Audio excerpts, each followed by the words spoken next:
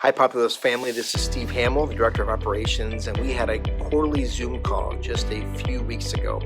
I invited Tionte to the call and wanted to get his take on that. Tionte, tell us a few things about yourself and how long you've been with the company.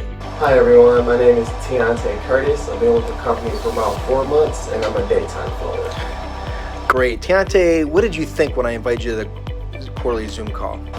To be honest, at first I thought it was going to be very corporate and really dry and very detailed about what we do every day. What was your experience actually like? It's actually really beautiful, to see the different walks of life and different people who look like me and vice versa, and just trying to make their situation better in their own life, And Populist is a good place for people to come work and try to figure things out. The company works with you and not against you, and I really think that's very special.